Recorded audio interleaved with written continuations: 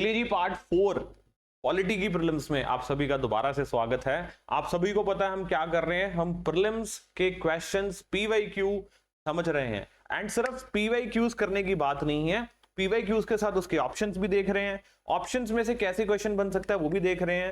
And we are also looking at the keyword, अगर question में पूछा गया है। एंड इन शॉर्ट मैं क्या बोलूंगा आपको, एक होलिस्टिक पीवाईक्यू प्रिपरेशन, कैसे प्रीवियस ईयर क्वेश्चंस को प्रिपेयर किया जाता है वो कर रहे हैं। देखो, most of the students are struggling still, एक साल की प्रिपरेशन के बाद भी वो स्ट्रगल करते हैं कि सर पीवाईक्यूज कैसे सॉल्व करते हैं। उनका सिस्टम क्या होता है, क्वेश्चन आया, उसको सॉल्व किया, आंसर ठीक है तो आगे बढ़ गए, आंसर गलत है तो बस गलत देख लिया क्यों गलत है, और सही वाला ऑप्शन पढ़ा, एक्सप्लेनेशन पढ़ी और चले गए। कई तो एक्सप्लेनेशन देखते ही नहीं। तो ये बड़ी बेसिक चीजें हैं जो आपको पता होनी चाहिए अगर आप एग्जाम को क्या करना चाह रहे हैं, क्रैक करना चाह रहे हैं। तो 10 year UPSC polity PYQ detailed discussion आपके लिए लेकर आया हूं। आप सभी को पता है I am Abhinav and welcome to Launchpad IAS. चलिए चलते हैं, पहला क्वेश्चन देखते हैं। ये तो पीछे जा रहा है, लगता है इसका मन नहीं है आज। आपका तो है, okay. So consider the following statements. According to Constitution of India, the central government has a duty to protect states from internal disturbance.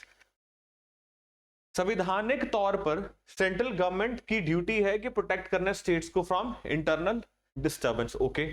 The constitution of India exempts the states from providing legal counsel to a person being held for preventive detention. जो constitution of India वो exempt करता है state को from providing legal counsel to a person for what, from preventive detention. देखो jurisprudence तो क्या कहती है कि हमें आई मीन टू से जो भी कोई एक्यूज्ड है उसको काउंसिल मिलना चाहिए, उसका एडवोकेट मिलना चाहिए, लेकिन यहां बात हो रही है प्रिवेंटिव डिटेंशन की। According to preventive I mean to say prevention of terrorism act 2002, confession of the accused before the police cannot be used as evidence. According to Prevention of Terrorism Act, confession of the accused before the police cannot be used as evidence. Otherwise अगर हम बात करें तो confession before the police जो है it cannot be used as a evidence. लेकिन कुछ ऐसे एक्ट्स हैं, कुछ ऐसे लॉज हैं जिनमें क्या दिया जाता है कि सीनियर पुलिस ऑफिसर के आगे किया गया जो कन्फेशन है वो एडमिसिबल होता है। तो यहां पर क्या दे दिया है, prevention of terrorism act 2002 which is important act. Is that clear?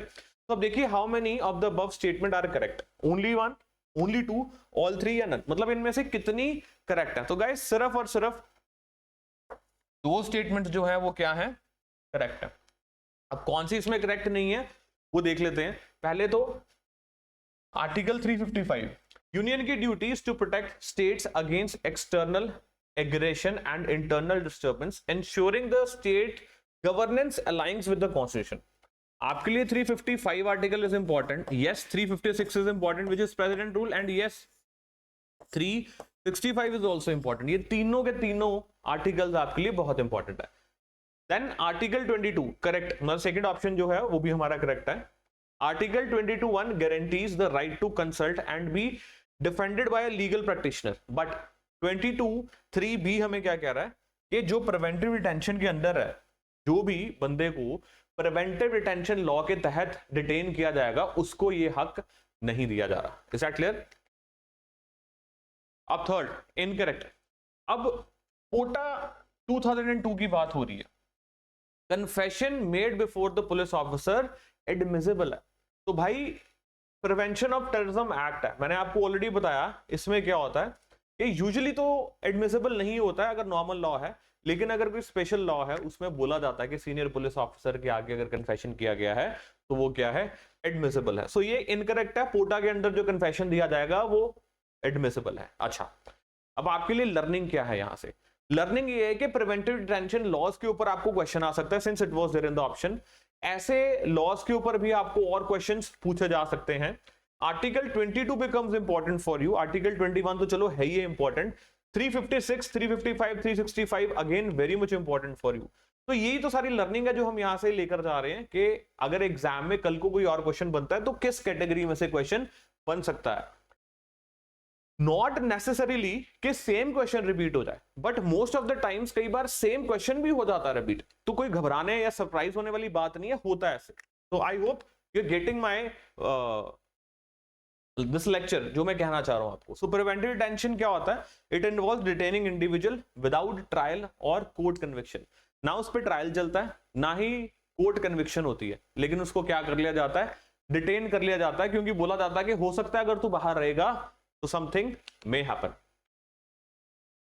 So it is aimed to prevent what? Potential offenses focusing on future security rather than the past action. And अंग्रेजों के जमाने में तो इसको इतना ज्यादा वायलेट किया गया था, मिसयूज हुआ था इसका. And constitutional provision and safeguards, Article 22 of the Indian Constitution provides protection for arrested or detained individuals.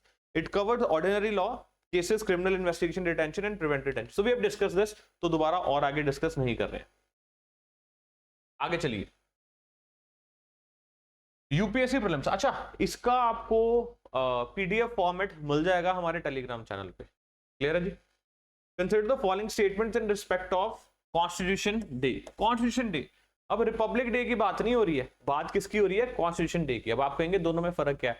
तो भाई एक दिन है जिस दिन हमने अपने संविधान को अडॉप्ट किया, दैट इज 26 नवंबर 1949, और एक दिन है जिस दिन हमने संविधान को इंप्लीमेंट किया, date of commencement of the constitution, that is 26 January 1950. Alright, तो यहां पर कॉन्स्टिट्यूशन डे के बारे में बात की गई है और बोला जा रहा है constitution day celebrated on 26 November every year to promote constitutional values among citizens. That is right. On 26 November 1949, the Constituent Assembly of India set up a drafting committee under the chairmanship of Dr. B.R. Ambedkar to prepare a draft of the Constitution. देखो, drafting committee, Constituent Assembly, देखो Constituent Assembly of India set up drafting committee under chairmanship of Dr. B.R. Ambedkar to prepare draft of the Constitution. ये तो बात ठीक है, लेकिन वो ये दिन नहीं था. इस दिन तो हमारा संविधान बन गया था, हमने अडॉप्ट कर लिया था, इसीलिए ये डेट गलत है. पर डालने वाले ने क्वेश्चन देखो कैसे डाला आपके लिए. Then which one of the following is correct in respect of the above statement? Both statement 1 and statement 2 are correct, and statement, I mean both the statements are correct and statement 2 is the correct explanation of statement 1, and both statement 1 and statement 2 are correct, and statement 2 is not the correct explanation. Statement 1 is correct but statement 2 is incorrect. तो यही सही है. ये statement तो ठीक है, but this is not the right statement as I have already told you with respect to the dates. अब ये मैंने आपको एक्सप्लेन कर दिया पहली स्टेटमेंट को, तो दोबारा नहीं पढ़ रहे हैं इसको. However if you feel like reading this, आप टेलीग्राम से इसकी पीडीएफ ले सकते हैं. ये क्यों इनकरेक्ट है? क्योंकि जो ड्राफ्टिंग कमेटी है जो फॉर्म की गई थी by doctor B R Ambedkar, it was actually set up earlier 20 August 1947.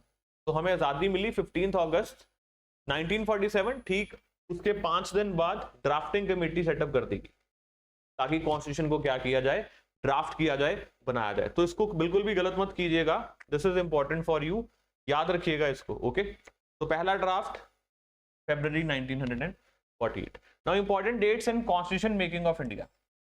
Important dates क्या है in constitution making of India?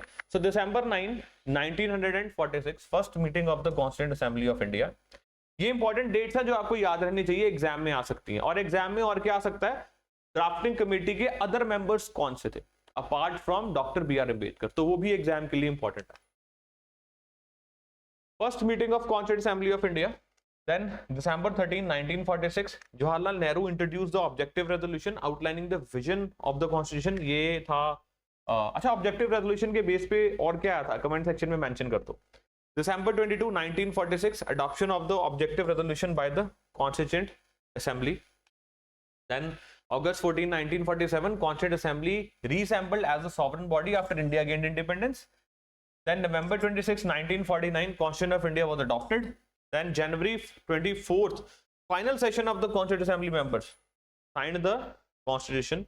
Then January 26, 1950, the Constitution of India came into effect. तो ये सारी dates बिल्कुल तरीके से याद कर लेना, मिस मत कीजिएगा. आगे चलते हैं. Consider the following statements.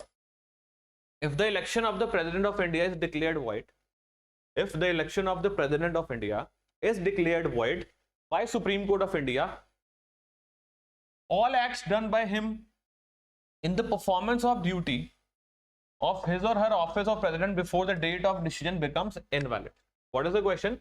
अगर election of the president of India declare कर दिया जाता है, क्या वॉइड डिक्लेयर कर दिया जाता है सुप्रीम कोर्ट के द्वारा, all acts done, सारे acts done by him or her in the performance of the duty of the president before the date of decision becomes invalid. नहीं, ऐसा नहीं होता. अगर सुप्रीम कोर्ट इलेक्शंस को वॉइड डिक्लेयर कर देता है तो जो एक्शंस दिए जाते हैं वो वैलिड ही रहते हैं. आगे देखिए, elections for the post of president of India can be postponed on the grounds that some legislative assemblies have been dissolved and elections are yet to take place. तो फिर तो भाई कभी प्रेसिडेंट के इलेक्शंस ही नहीं होंगे, हमेशा कुछ ना कुछ ऐसा चलता रहेगा. तो इररिस्पेक्टिव ऑफ द फैक्ट वो है कॉन्स्टिट्यूएंट असेंबली है या नहीं है, डिसॉल्व है, व्हाटएवर द मैटर इज, जो इलेक्शंस हैं प्रेसिडेंट के वो चलते हैं. Okay, when a bill is presented to the president of India the constitution prescribes time limits within which he और she has to declare his assent. ऐसा भी कुछ नहीं है. अभी चलो जजमेंट तो आई है with respect to the governor case. Okay, अभी जो जजमेंट आई है government of Tamil Nadu versus union of India वाली जो मैं बात कर रहा हूं आपके साथ, उसपे गवर्नर के ऊपर बोला गया. It is not that something with respect to the president. Anyway ये क्वेश्चन क्या है, पुराना है. How many of the above statement is correct? कोई भी स्टेटमेंट करेक्ट नहीं है गाइस इनमें से. तो मैंने बता दिया क्यों क्यों करेक्ट नहीं है. तो how president is elected? President is elected by electoral college. Electoral college जो होता है it consist of the elected members of Lok Sabha, Rajya Sabha, state legislative assemblies and legislative assembly of Delhi and Puducherry. इन सब के जो इलेक्टेड मेंबर्स है वो पार्टिसिपेट करते हैं.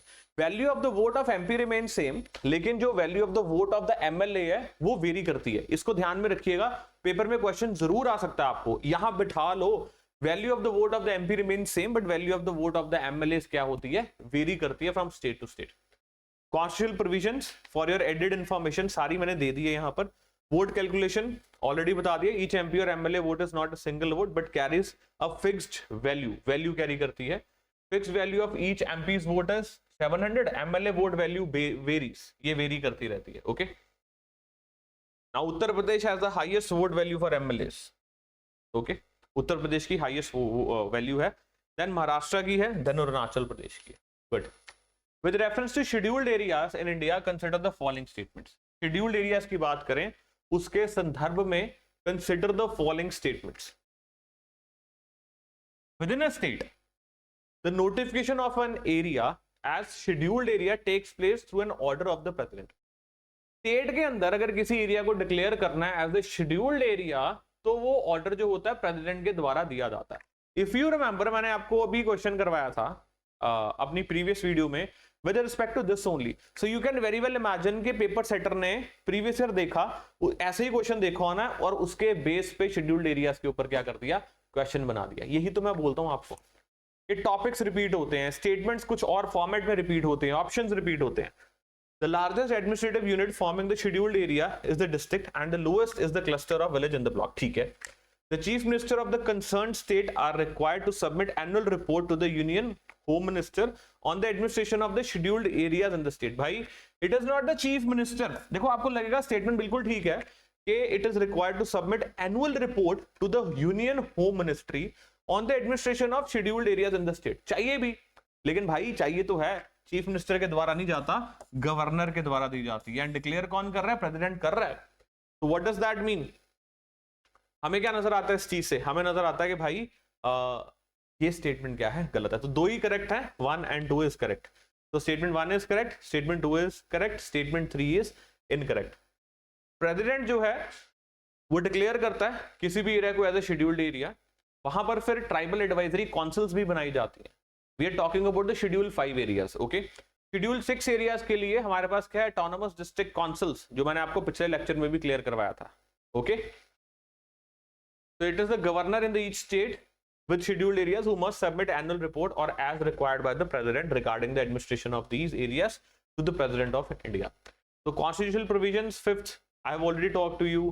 President order. तो ये सारी चीजें देख के मुझे तो साफ साफ पता लग रहा था कि जो पेपर सेटर है वो कहाँ से क्वेश्चंस उठाता है, प्रीवियस ईयर से क्वेश्चंस उठाता है. So I hope this is a good learning experience for you. Tribal Advisory Council I have already told you क्या होता है, पूरी डिटेल आप ले सकते हैं इसके रिगार्डिंग पीडीएफ से.